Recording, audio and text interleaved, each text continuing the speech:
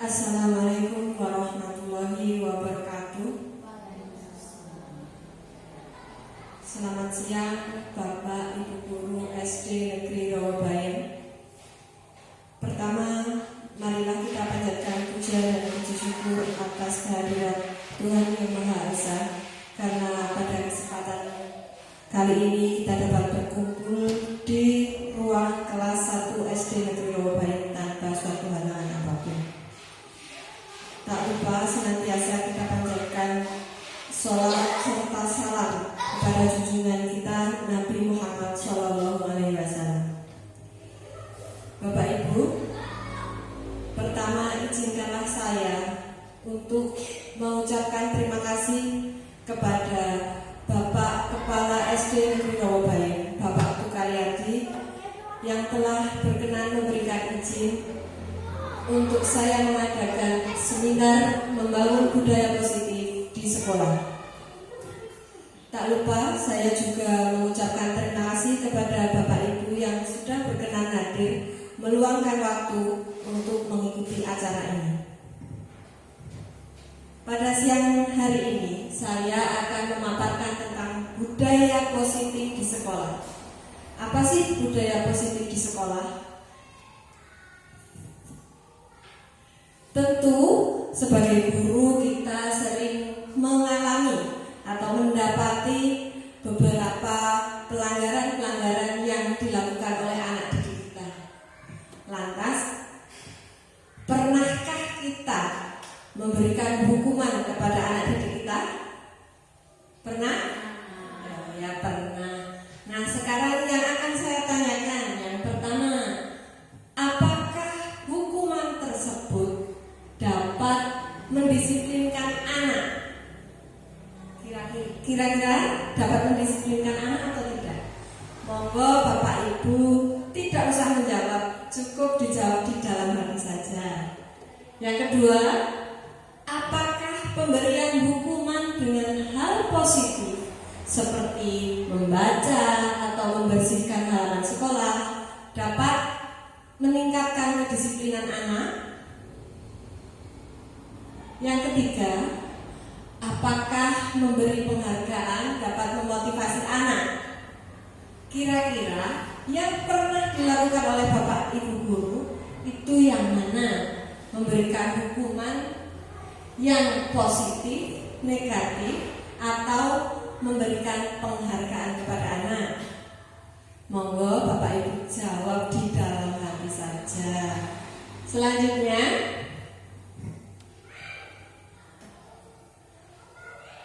kali ini saya akan membahas tentang topik diseminasi yang pertama, yaitu disiplin positif dan nilai kebajikan universal. Yang kedua, teori motivasi, hukuman, penghargaan, dan restitusi. Yang ketiga, keyakinan kelas. 4, kebutuhan dasar manusia dan dunia berkualitas. 5, restitusi dengan 5 posisi kontrol, dan 6, restitusi dengan segitiga restitusi. Sebelum saya melanjutkan pada topik tersebut, alangkah baiknya saya paparkan latar belakangnya terlebih dahulu. Latar belakangnya adalah makna pendidikan menurut Ki Hajar Dewantara. Berdasarkan pemikiran Ki Hajar Dewantara, pendidikan yaitu tuntutan di dalam hidup tumbuhnya anak-anak. Adapun maksudnya, pendidikan yaitu menuntut segala kekuatan, kodrat yang ada pada anak-anak tersebut agar mereka menjadi manusia yang selamat dan bahagia. Ki Hajar Dewantara itu mengibaratkan bahwa tanaman, dan sekolah atau lingkungan itu seperti lahan. Kalau kita menanam tanaman, apakah hanya ditanam saja? Tentunya tidak. Pasti akan disirami, akan disemai, dipupuk, dan selanjutnya dirawat. Begitupun juga dengan anak. Anak tidak hanya diberi makan, tetapi juga berikan ilmu dan iman. Lanjut lagi.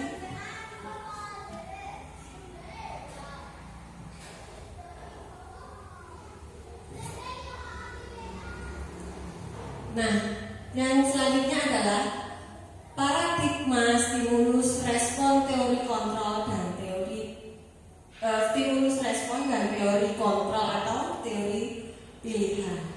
Coba saya ingin mengajak Bapak Ibu untuk mengepalkan tangan kanan. Yuk, tangan kanannya dikepalkan.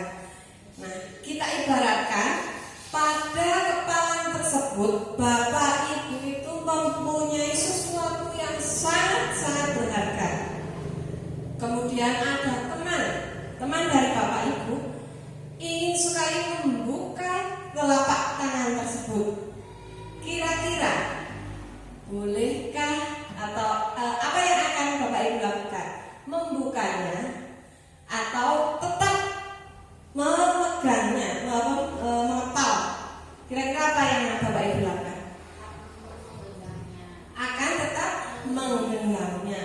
Yang kedua, ketika teman Bapak Ibu menggunakan segala cara, baik itu memuji-muji, menghardik, baik segala cara yang bertujuan untuk membuka kepalan tangan tersebut, apa yang akan Bapak Ibu lakukan? Tetap mengepal atau kemudian luluh membuka kepalan tersebut?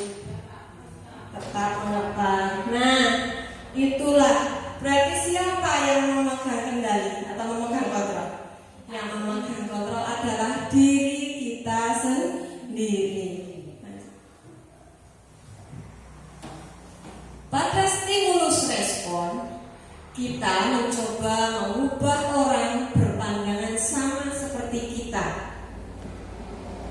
Kalau pada teori kontrol, kita berusaha memahami pandangan orang lain tentang dunia.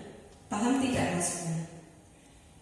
Pada stimulus respon, perilaku buruk dinilai sebagai kesalahan. Sedangkan pada teori kontrol, semua perilaku memiliki tujuan. Pada stimulus respon, orang lain bisa mengontrol saya. Sedangkan pada teori kontrol, saya tidak bisa mengontrol orang lain dan hanya saya yang mengontrol diri. Berarti yang tadi Bapak Ibu praktekkan, yang teguh pendiriannya untuk tetap mengepalkan tangan, itu sudah merupakan penerapan dari teori kontrol.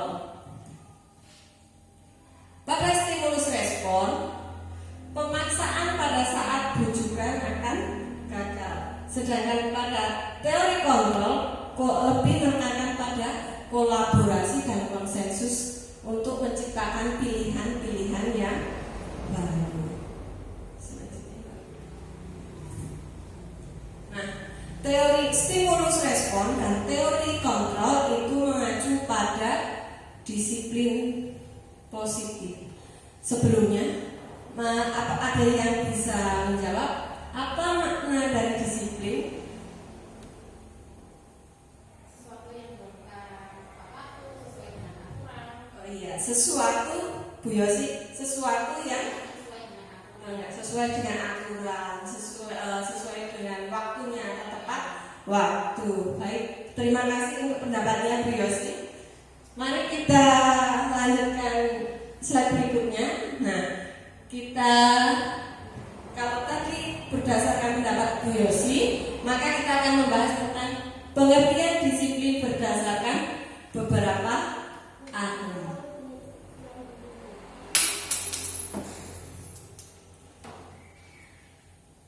Disiplin dari bahasa Latin disiplina yang berarti belajar.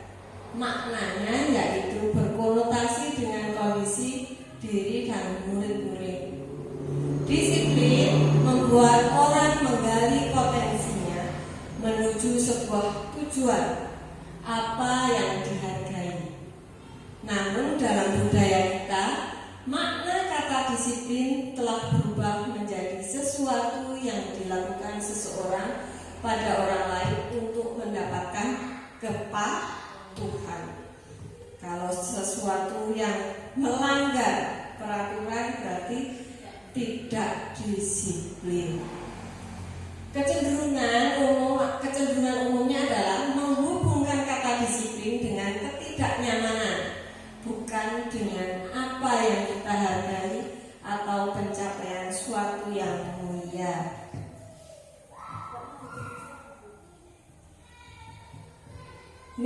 Disiplin merupakan salah satu dari nilai-nilai kebajikan yang kita kembangkan di sekolah.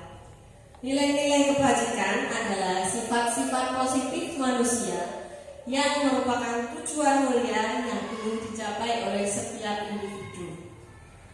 Nilai-nilai tersebut bersifat universal, lintas bahasa, suku bangsa, agama maupun latar belakang. Kalau sekarang nilai-nilai kebijakan tersebut lebih dikenal dengan profil pelajar Pancasila.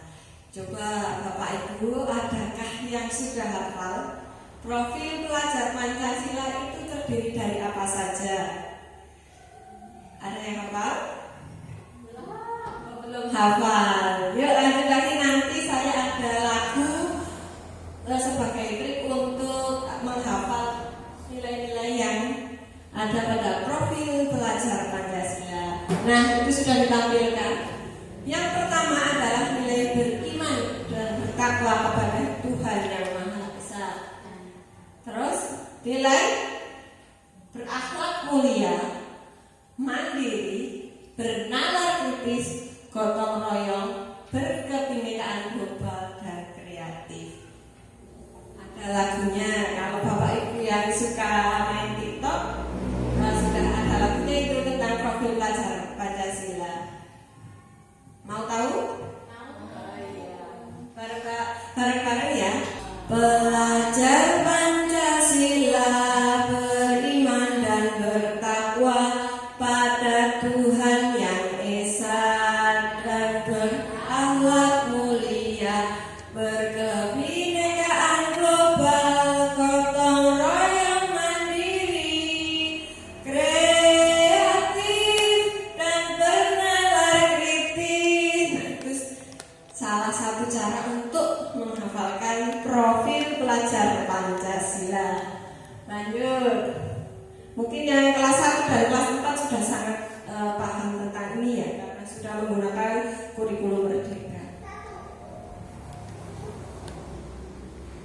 Salah satu kontrol untuk perilaku manusia itu ada yang namanya teori motivasi. Teori motivasi itu terdiri atas dua, yaitu motivasi eksternal dan motivasi internal. Motivasi eksternal itu biasanya dipengaruhi oleh dua hal, yaitu untuk menghindari hukuman, dan hal yang lainnya adalah untuk mendapatkan imbalan. Contohnya, misal Bapak Ibu mempunyai anak murid ya yang luar biasa. Dia itu selalu mendapatkan hukuman karena tidak mengerjakan PR. Nah, suatu hari dia belajar dengan giat dan mengerjakan PR-nya di rumah saat malam hari dengan tujuan agar tidak dihukum oleh bu guru di kelas. Nah, itu termasuk dari motivasi eksternalnya biar tidak dihukum. Contoh lain, kalau yang untuk mendapat imbalan, misal ada anak murid yang bukan piketnya, tapi melihat kelasnya kotor. Nah, si murid itu termotivasi untuk menyapu kelasnya. Biar apa? Biar dilihat bu gurunya. Oh, nanti kalau bu gurunya suka membagi-bagi uang jajan, biar nanti kalau bu guru lihat, nanti diberi uang untuk jajan. Nah, itu teori motivasi eksternal karena untuk mendapatkan imbalan. Selanjutnya motivasi internal. Motivasi internal itu motivasi yang timbul dari dalam dirinya masing-masing. Contohnya siswa yang tidak peduli hari itu piketnya atau tidak, ketika melihat ada ruang kelas yang kosong, yang kotor langsung dibersihkan, tidak peduli mau diberi imbalan atau tidak. Yang penting saya mau membersihkan biar kelasnya bersih. Nah, itu salah satu contoh untuk menghargai diri sendiri. Contoh lain adalah ketika murid-murid berusaha untuk hadir tepat waktu atau tidak terlambat, bukan karena takut dihukum oleh bu guru, tetapi ya untuk menghargai dirinya sendiri. Sebenarnya hukuman dan penghargaan itu setara. Ada penghargaan yang menurunkan kualitas, ada penghargaan yang menaikkan kreativitas, ada juga penghargaan mengurangi motivasi intrinsik. Lantas, apa perbedaannya hukuman dan konsekuensi? Hukuman dan konsekuensi itu serupa tapi tak sama. Pada tabel yang sudah terpampang di layar dijelaskan bahwa hukuman itu sesuatu yang menyakitkan dan harus terjadi, membuat anak merasa sakit baik hatinya maupun juga fisiknya dalam jangka waktu yang lama. Anak membenci kedisiplinan karena paksaan, mendorong anak menyakiti diri sendiri, konsep diri yang buruk.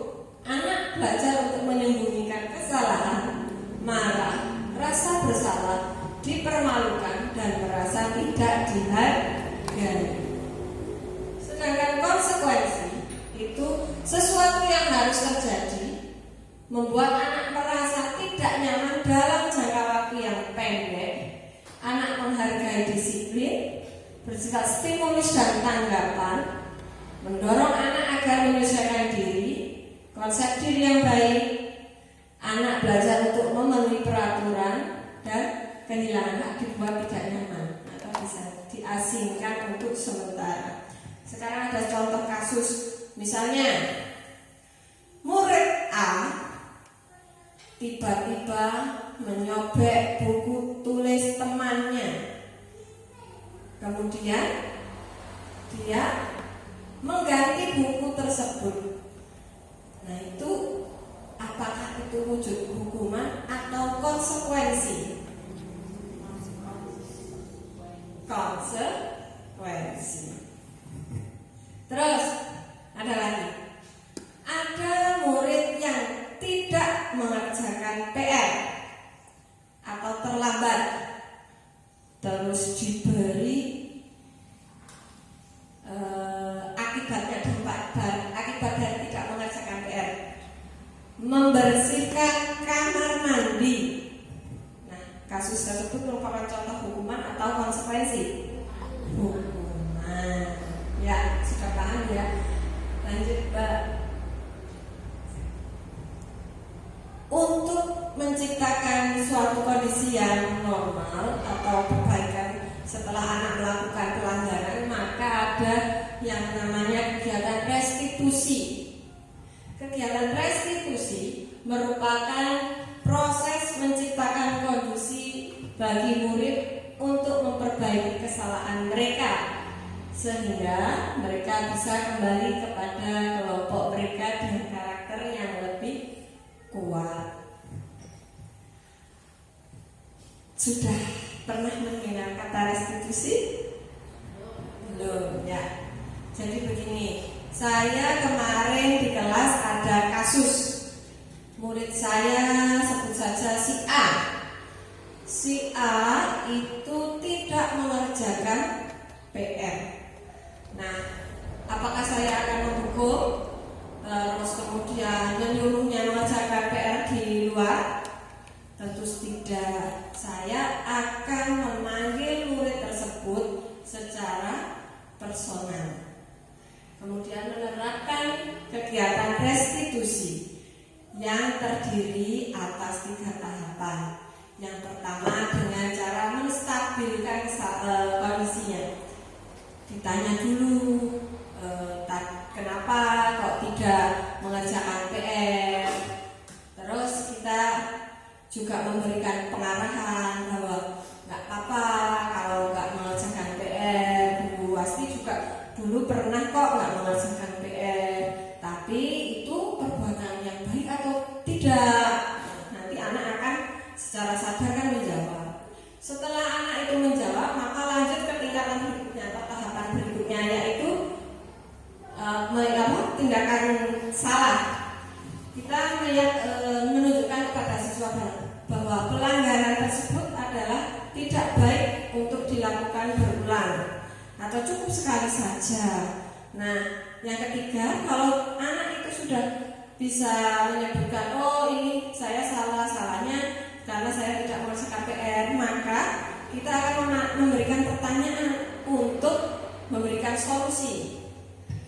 Saya akan bertanya, terus bagaimana solusinya biar kamu tidak mengulangi kesalahan itu, biar besok lagi kamu tetap mengerjakan PR tidak lupa. Nah, nanti anak akan secara sadar memberikan solusi secara mandiri. Diharapkan setelah kegiatan restitusi anak itu menjadi sadar diri bahwa apa yang telah dilakukan itu keliru dan tidak mengulangi lagi.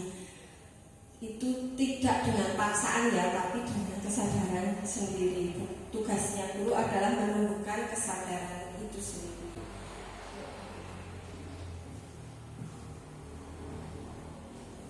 Ciri-ciri restitusi yang pertama adalah bukan untuk menebus kesalahan, namun untuk belajar dari kesalahan. Kalau kita sudah melakukan kesalahan, sudah menyadari itu salah, berarti berusaha untuk tidak mengulangi lagi. Kemudian memperbaiki hubungan.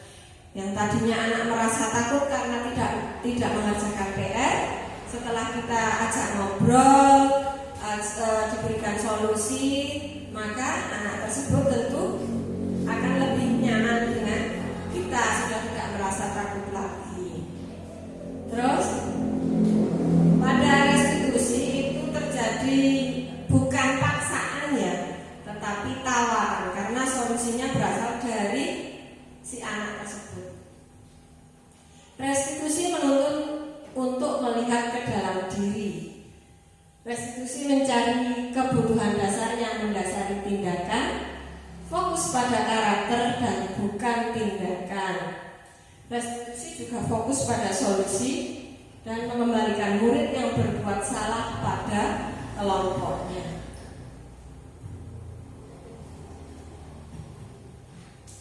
Nah, untuk menghindari atau meminimalisir berbagai pelanggaran yang terjadi di kelas yang dilakukan oleh murid kita, maka diciptakanlah sebuah peraturan yang dinamakan dengan peraturan kelas, yang nantinya akan membentuk sebuah keyakinan kelas. Nah, ini ada 2 istilah peraturan kelas dan istilah keyakinan kelas.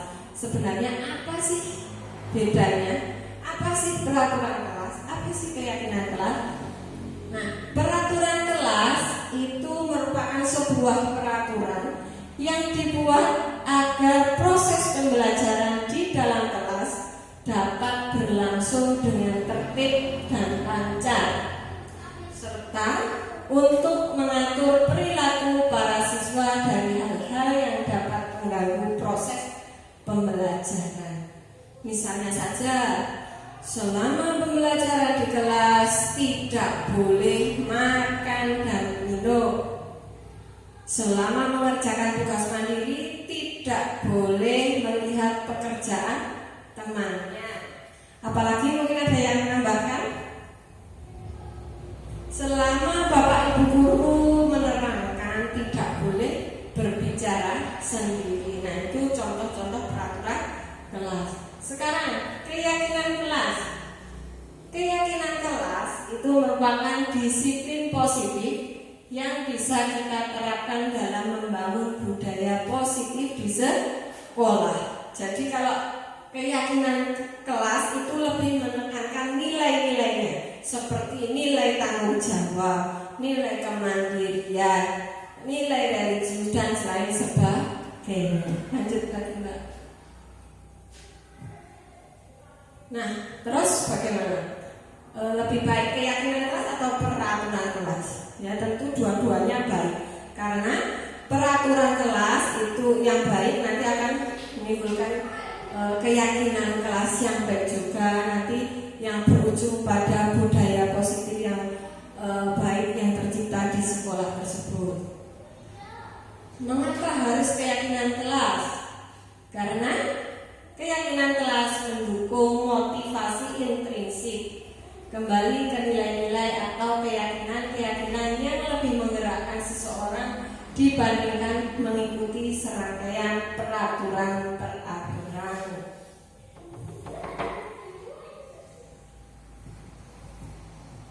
Ada 3 hal yang terdapat dalam keyakinan kelas.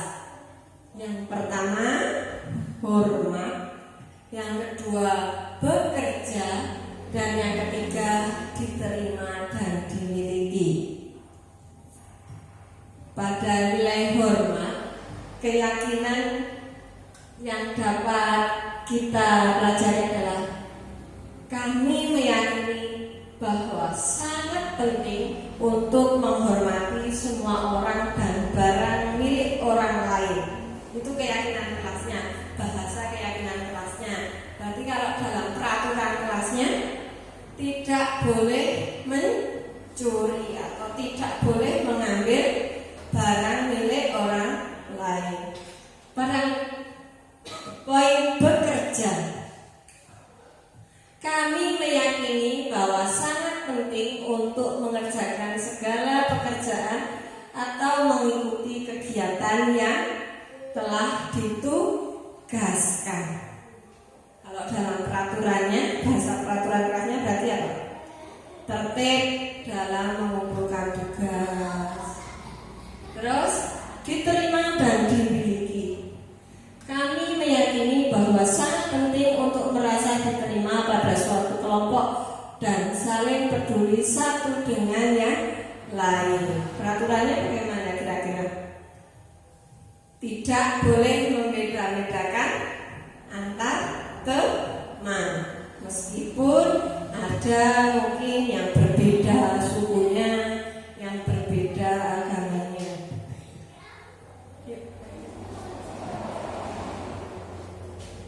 Pendalaman keyakinan itu bisa dibuktikan atau kita pelajari ketika kita akan murid kita yang bilang terima kasih, tolong, permisi. Kalau bisa kita lihat juga, misalnya ketika murid kita berempati dengan teman lain yang mendapatkan musibah. Contohnya ketika ada salah satu temannya yang sakit tidak berangkat sekolah, maka teman-teman yang lain menjenguknya di rumah.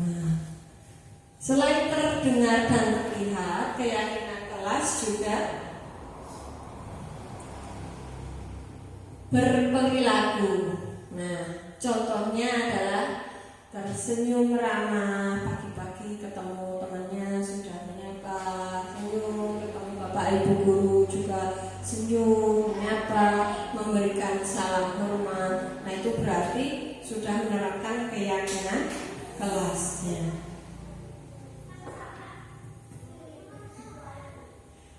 Pada layar telah terpampang ada perbedaan peraturan dan keyakinan kelas. Peraturan kelas misal kembalikan buku di tempatnya. Nilai keyakinan kelasnya apa berarti? Kalau mengembalikan buku di tempatnya, nilai tanggung jawab. Kemudian peraturan kelas yang lainnya, dilarang melakukan kekerasan, tidak boleh memukul temannya, mencubit temannya. Berarti keyakinan kelasnya Nilainya nilai apa?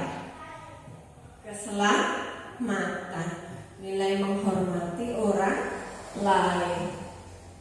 Terus ada contoh lagi, hadir 15 menit sebelum pelajaran dimulai, itu peraturan kelasnya. Maka nilai yang dikembangkan dalam keyakinan kelas adalah nilai komitmen. Paham ya? Sebagai manusia, kita tentunya memiliki banyak kebutuhan. Akan tetapi kita kelompokkan kebutuhan dasar tersebut menjadi 5, menjadi 4. Yang pertama adalah penguasaan, yang kedua kesenangan, ketiga kasih sayang, keempat kebebasan. Nah, itu semua tentunya dalam rangka untuk bertahan hidup. Sebagai guru, kita itu memiliki posisi. Ada 5 posisi kontrol guru di kelas. Yang pertama adalah sebagai guru yang penghukum. 2, pembuat orang merasa bersalah. Yang ketiga, sebagai teman. 4, pemantau. Dan 5, sebagai manajer. Lanjut. Sebagai penghukum, contohnya ada murid si A melakukan pelanggaran, terlambat, tidak mengerjakan PR. Dah, kamu membersihkan WC atau tidak usah mengikuti pelajaran di luar. Nah, tentu anak-anak akan ketakutan melaksanakan apa yang diberikan guru, tapi tentu akan takut karena itu apa? Karena apa? Ya paksaan kan? Apakah kalau sudah diberi hukuman seperti itu terus anak-anak tidak akan mengulangi kesalahan lagi? Tetap akan mengulangi kesalahannya lagi. Nah, itu biasanya guru-guru yang sering memberikan hukuman itu tipe guru yang penghukum. Yang kedua, membuat orang merasa bersalah. Nah, contohnya adalah misal ketika ada murid yang melakukan pelanggaran atau bu guru bilangnya begini, ibu kecewa loh, kamu kok nggak mengerjakan PR. Nah, itu nanti dampaknya murid akan merasa rendah diri. Kalau guru yang posisi kontrolnya sebagai teman, contohnya adalah misalnya nanti PR-nya dikerjakan ya, jangan lupa dikerjakan demi Bu Astri, demi Bu Yosi, demi Bu Erna, demi Bu Guru kamu harus mengerjakan PR. Nah, itu dampaknya siswa tidak akan mandiri, akan ketergantungan juga. Yang keempat adalah pemantau. Nah, ini misal anak-anak itu dibebani oleh peraturan-peraturan. Nanti kalau tidak mengerjakan PR, kamu keluar dari kelas. Atau kalau kamu nilainya 100, nanti akan dapat uang 1000. Nah, itu guru fungsinya sebagai pemantau. Tapi dampaknya adalah anak-anak itu fokusnya pada sanksi ataupun hadiah.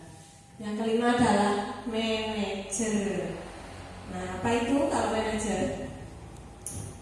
Guru sebagai manajer itu memberikan dampak yang positif kepada murid, yaitu dampak untuk mengevaluasi diri dan untuk memperbaiki diri. Jadi ketika murid melakukan pelanggaran, guru itu bisa menerapkan tadi kegiatan restitusi tadi. Lanjut. Segitiga restitusi itu terdiri atas 3 tahapan. Yang pertama dengan menstabilkan identitas. Kedua dengan menanyakan validasi tindakan yang salah. Dan yang ketiga dengan menanyakan keyakinan. keyakinan.